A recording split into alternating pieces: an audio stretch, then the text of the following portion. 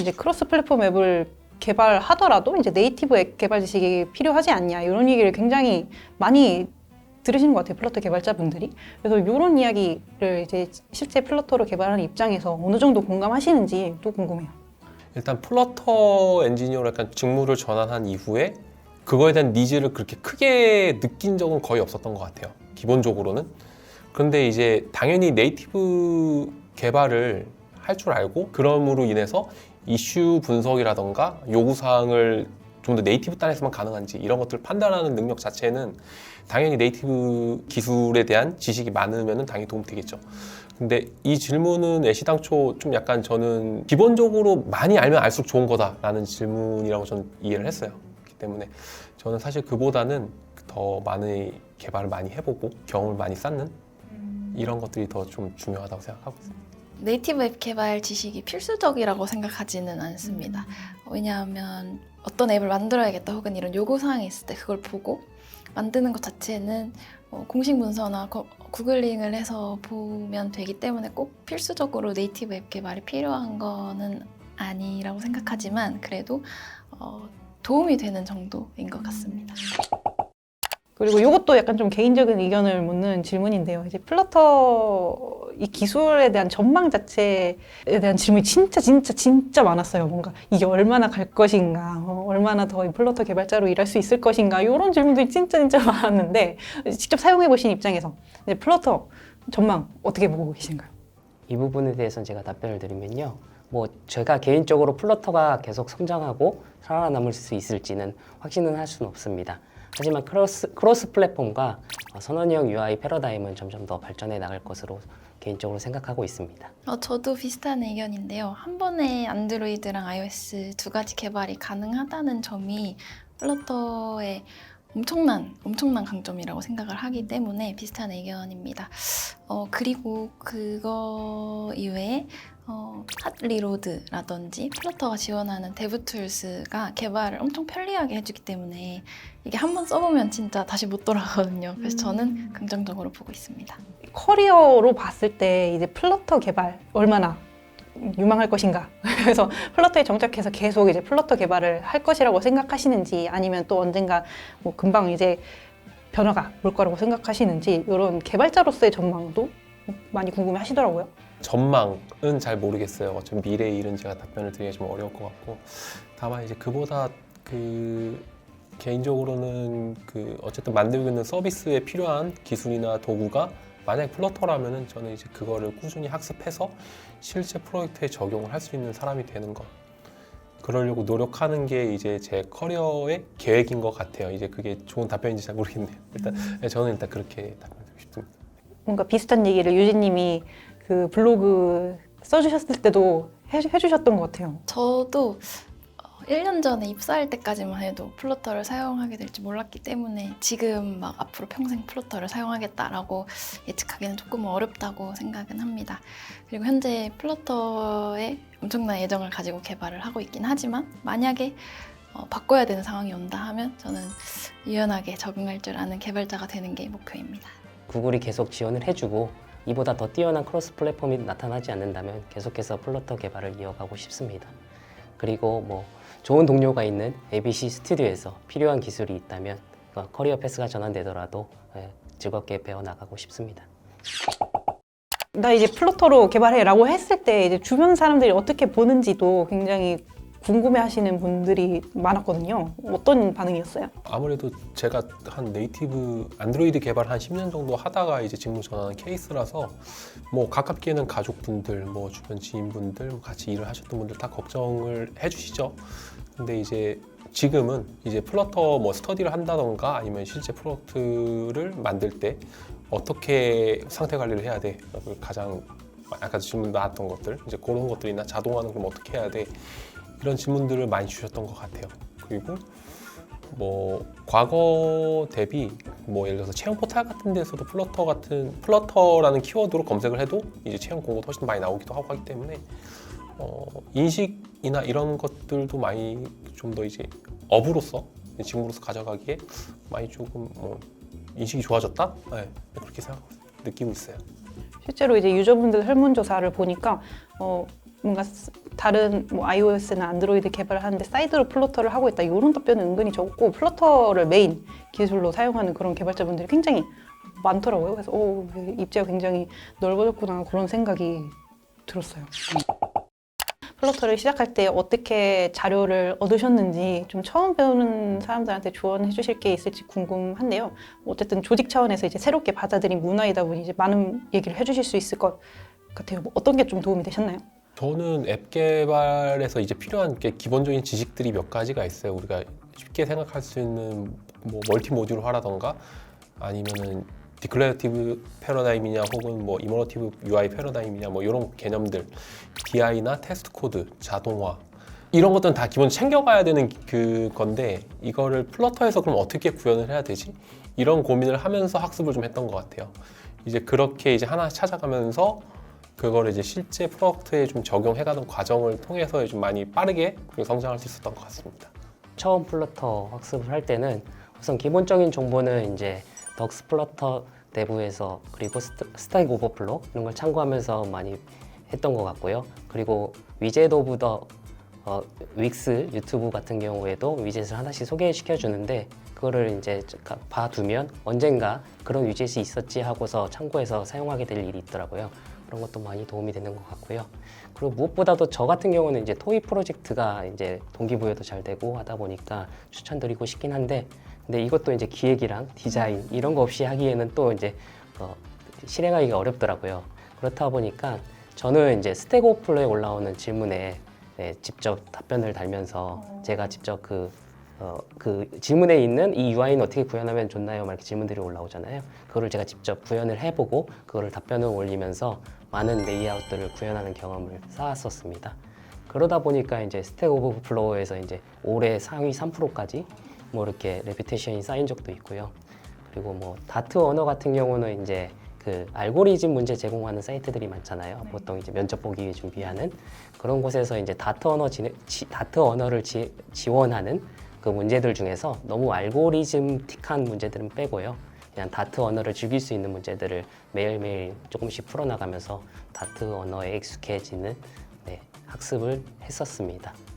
그리고 또 하나 더 추천드린다면 이제 오픈 소스로 해서 이제 자기가 개발한 앱들을 이제 깃허브에 올려놓기도 하는데 그런 소스를 보면서 다른 개발자들은 이 UI를 어떻게 위젯을 배치하면서 개발하는지 참고를 하면서 나는 이렇게 배치했을 텐데 이런 비교를 하는 과정도 해보니까 좋은 경험이더라고요.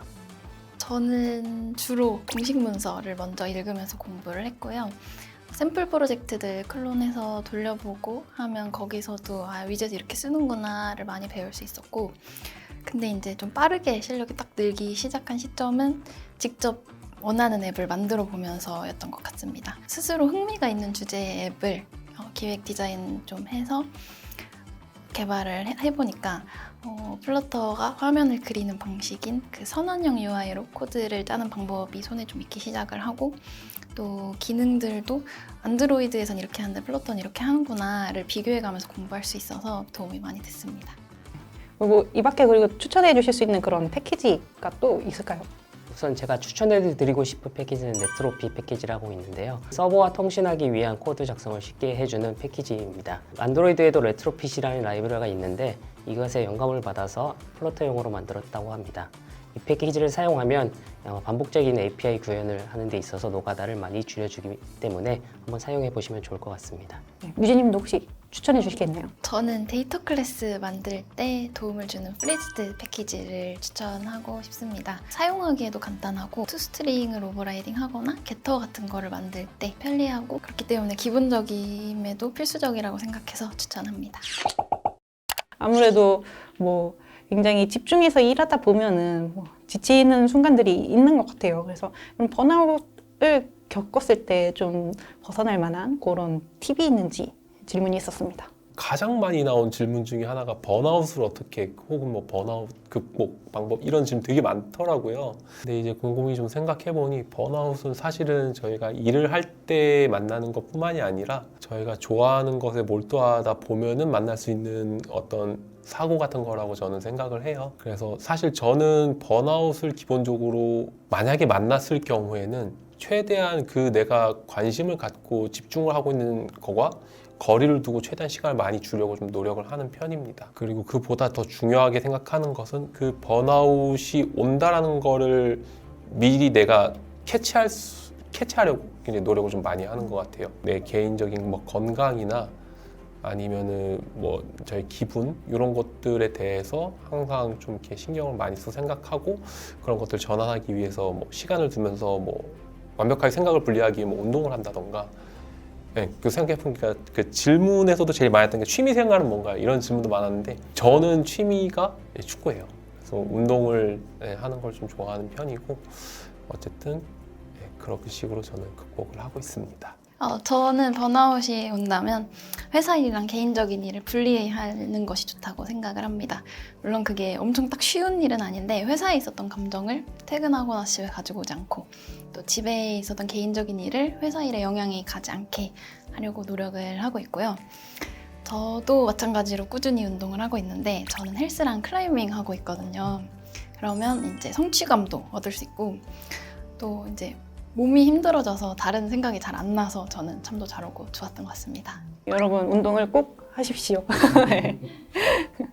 요 질문도 진짜 많았어요. 뭐 개발 장비를 어떤 걸 사용하는지, 키보드를 어떤 걸 사용하는지 이런 질문 많았는데 어떤 장비들 쓰고 계신가요? 라인에서는 이제 컴퓨터 2대와 모니터 2대 최대 지원을 해주거든요. 그렇다 보니까 저는 회사에서는 회사 델 27인치 모니터 2대와 맥북 이런 조합으로 사용하고 있고요. 집에서 재택을 할 때는 그냥 개인적으로 사용하던 34인치 와이드 모니터 2개와 그리고 회사에서 받은 맥 스튜디오로 이렇게 구성해서 사용하고 있습니다. 키보드도 질문들이 좀 있었는데요. 처음에는 해피 해킹 키보드라고 해서 좀 오타쿠스러운 키보드가 있는데 직구해야 되잖아요. 맞아. 직구도 해야 되고 좀 키 매핑이 특이해가지고 다들 제 키보드를 못 만지거든요. 그런 장점도 있는데 처음에는 네, 그런 한 대로 쓰다가 들고 다니기 너무 귀찮아가지고 출장 갔을 때 한 대 더 사가지고 일본에서. 네, 그래가지고 집에 한 대 놓고 회사에 한 대 놓고 이렇게 사용하고 있습니다.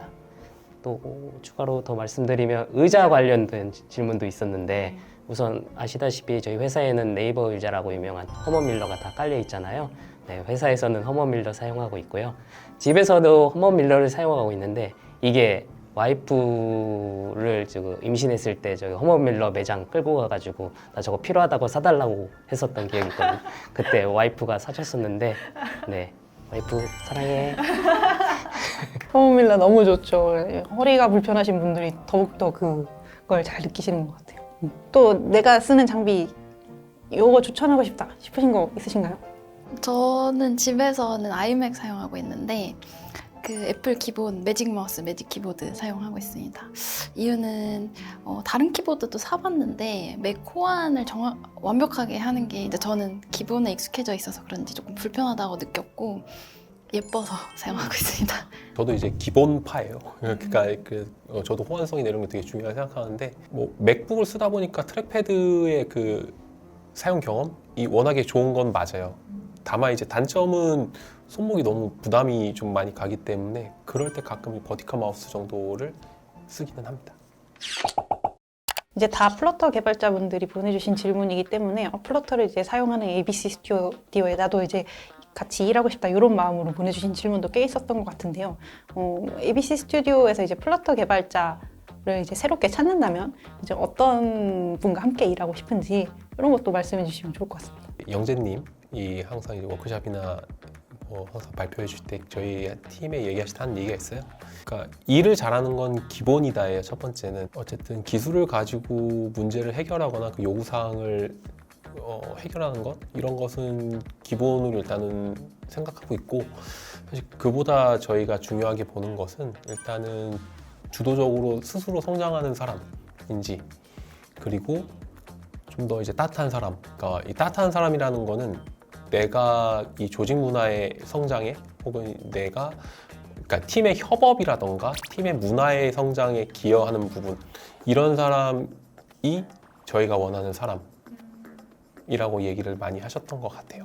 예, 이제 협업 이런 거를 중요시하는 만큼 조직 문화에서 또 자랑해 주실 만한 그런 부분들도 있을 것 같은데요. 저희 ABC 스튜디오에서는 앱 개발자분들끼리 일주일에 한 번씩 플러터 디스커션이라는 시간이랑 플러터 티타임이라는 시간을 갖고 있습니다. 플러터 디스커션은 매주 이제 11분이 돌아가면서 일주일에 한 번씩 그 주에 공유하고 싶은 내용을, 기술적인 내용을 공유를 하는데요. 예를 들면 이번에 다트 새로 나온 거에 대해서 소개를 한다던가, 아니면 뭐 플러터 행사를 다녀왔는데 이런 내용을 들었다라는 공유를 해주시기도 하고, 저 같은 경우에는 개발을 하다가 만났던 문제들, 그리고 그거를 해결해 간 방법을 공유 드리기도 하는데요. 그 과정에서 다른 분들이 더 좋은 방법을 알려주시기도 하고 서로 인사이트를 나눌 수 있는 시간이기도 합니다. 또 티타임은 조금 디스커션에 비하면 가볍게 담소를 나누는 시간인데, 요즘 뭐 한다, 어떤 개발한다 얘기부터 오늘도 저 이거 하고 왔는데요. 엑스코드 업데이트 했더니 어떤 문제가 생긴다, 다른 분들도 혹시 이러시지 않았어요? 라는 얘기를 가볍게 나누면서 저 같은 경우에는 시니어분들께 질문을 조금 딱딱하지 않게 드릴 수 있는 시간이 되기도 하고, 팀원분들과 좀 친해질 수 있는 시간인 것 같아서 자랑할 개발 문화라고 생각합니다. 향후 ABC 스튜디오에서는 플러터 개발 계획이 또 어떻게 준비되어 있는지 이것도 많이 궁금해 하셨어요.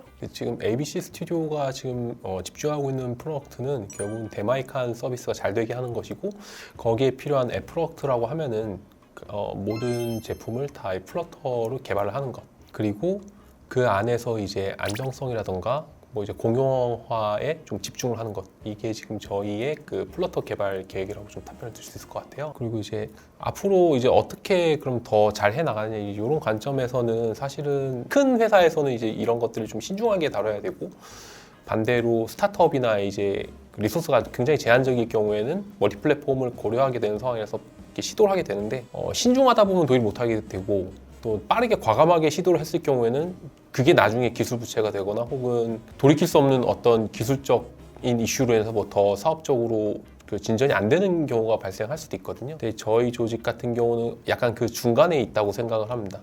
그 중간에서 더 시도할 수 있는 부분, 예를 들어서 기술적으로 더 빠르게 시도해보고 더 경험을 해보고, 이제 이렇게 이제 도전을 하다 보면은 많은 그 플러터 개발에 있어서 노하우가 있고 역량이 있는 팀이 되지 않을까, 이제 이렇게 생각을 하고 있습니다. 그래서 저희 라인의 ABC 스튜디오의 플러터 개발자분들을 모셔서 이야기를 나눠봤는데, 오늘 촬영 어떠셨나요? 처음에는 질문을 플러터 이용하시는 분들한테 받는다고 했을 때 저는 엄청 주니어인데 이걸 받아도 되는 수준의 질문이 올까? 라는 걱정을 엄청 많이 했었거든요. 근데 제가 오늘 답변을 한 내용들이 저랑 비슷한 연차인 분들이나 플러터를 이제 막 시작하시는 분들한테 도움이 조금 됐으면 좋겠다 생각하고 있습니다. 촬영은 재밌었습니다. 저도 뭐 플러터 고수도 아니고 세상에는 더 뛰어난 고수들도 많고, 저희 ABC 스튜디오 내도 플러터 더 훨씬 잘하시는 분들이 많은데, 불구하고 제가 나오게 돼서 처음에는 잘할 수 있을까 걱정이 너무 많았습니다. 그리고 이렇게 카메라 앞이나 사람들 앞에서 발표하는 게 너무 쑥스러운 스타일, 샤이한 스타일이다 보니까 걱정 많이 했는데, 진행자분께서 편안하게 해주시고 하다 보니까 좀 잘 무사히 끝낼 수 있었던 것 같고요. 좋은 경험이었습니다.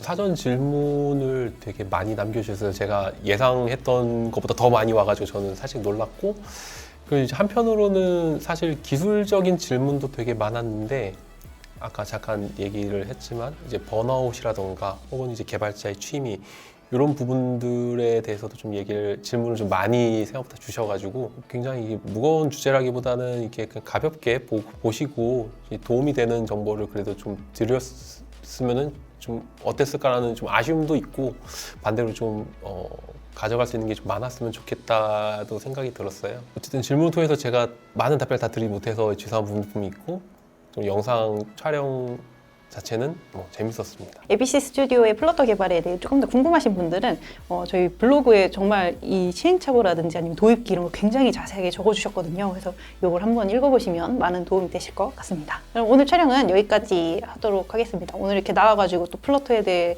많은 경험기를 전해주신 세 분 너무 감사드립니다. 그럼 다음번에 더 유익한 이야기로 돌아오겠습니다. 감사합니다.